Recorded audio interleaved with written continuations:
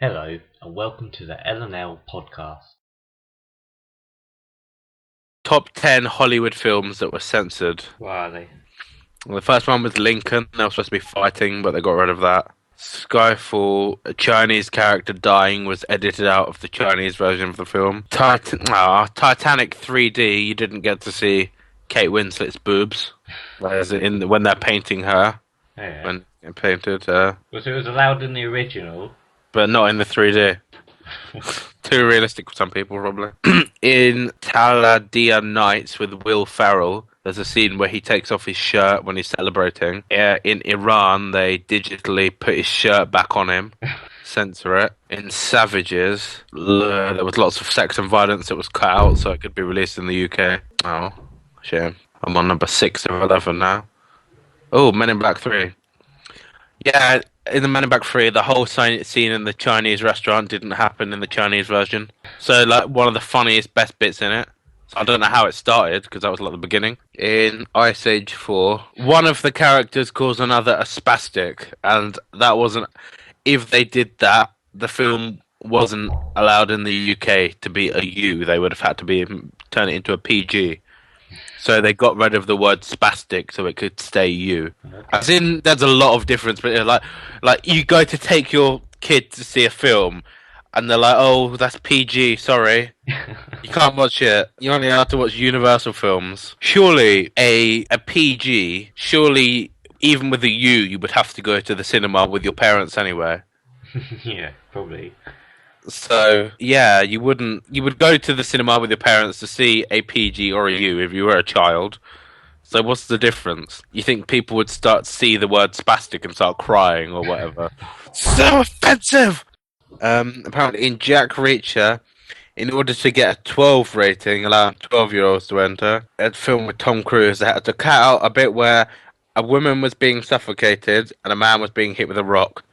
So the film could be PG. BPG? Because that could be PG. A PG parental guidance.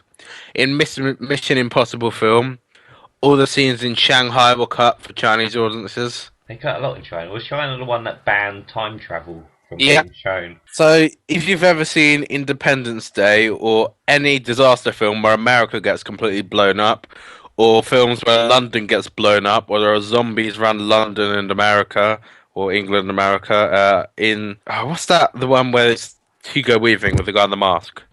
V for Vendetta, the Parliament gets blown up, but yet saying one scene in China with a couple of Chinese people is banned in the whole country. It's ridiculous. Could you just imagine if every film that showed any part of England being damaged in any way got banned and we weren't allowed to watch it? If Django was banned in Australia because of Australian actors, it's banned in Germany because a German guy dies. he was probably one of the best characters. Yeah, I was very sad that he died because he could have lived. Django should have kicked the man with the shotgun. I could not resist. I could not resist. I like it. He'll shoot someone and then just calmly sort of get out his bounty. You're like, it's okay. Yes. I actually have the pieces of paper right here. It's hard to tell he was German until he said he was. Would you class Django as a very violent film? Well, there's a man who gets bitten to death by a dog, pulled apart by a couple of dogs. There's a man who gets, and yeah. you also see a man get his eyes poked out with some guy's thumbs. Oh yeah, there's a horse at the beginning. Samuel L. Jackson's knees get exploded. Oh my god, I loved the bit where after he killed Clara, where Samuel L. Jackson just threw the cane down on the floor and stood up straight. I was like, oh my god, it was so epic. He's like an old man. Like their lines where he goes, I counted 6 shots, and he just gets out another gun because I count 2 bullets, 2 guns, and the what was it? The Clara, say goodbye to Miss Laura. Yeah, Clara, say goodbye to Miss Laura. What? Let's say goodbye to Miss Laura. Bye, Miss Laura. She goes flying backwards. He shoots her from an angle and she flies backwards. There weren't loads of people in the cinema because we went like in the afternoon. Loads of people were laughing. So funny. It was a pretty funny film. Yeah. When I was with my housemates, they were laughing at the bit where I guess it's Clara, the one who sort of said goodbye to when she's running out of the house. Yeah. Yeah.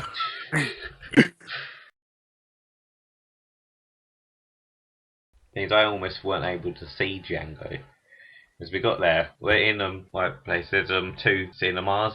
I think they're on the same website.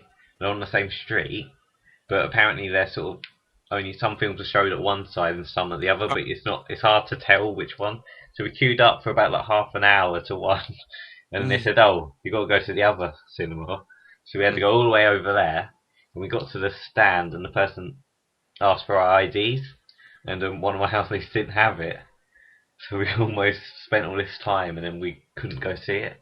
But then They wanted your like, ID, really? yeah, 'cause it's an 18, I guess. That's But we had ridiculous. she had her student card, which for university you can only get if you're 18 at least, unless you were like really smart. Come on. So one of my other housemates complained to the manager, and sort of, and he just said, "Yeah, it's all right," and we were allowed in, but we almost didn't get to see it. That's ridiculous. Oh my god. That's so stupid. Yeah, neither of us had our IDs. Oh, that was ridiculous. The only form of ID I have is my passport. I don't even know where that is. I think it's up there. It was just sort of a job's worth person.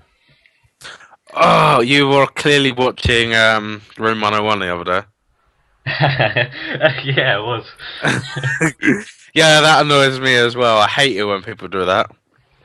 Someone did that to me the other day, where I went into a shop and I had like 20p less, and the lady who was there was the manager, and all the other people have been fine, but because she was the manager, she was like, "Oh no, sorry." She said, "Yeah, I come in there basically everything. I shan't anymore. I'm not going there anymore because she offended me with that." And it was like 20p for a thing I come in every day for. Every day I come back from college, it's a drink, and she was like, "I'm sorry because it won't register because it needs to add up on the till." Fuck off. And you know what the worst thing was is that there was a leak at the back that no one noticed, and I told her that there was a leak. And she's like, "Oh, thank you very much." And then 20p. Do you really think that, for one, she was the manager, so she's not gonna go, "Here, hang on a sec, there's some money missing." Oh, 20p! Oh god, someone's getting fired for this. Thank you for listening to the LNL podcast.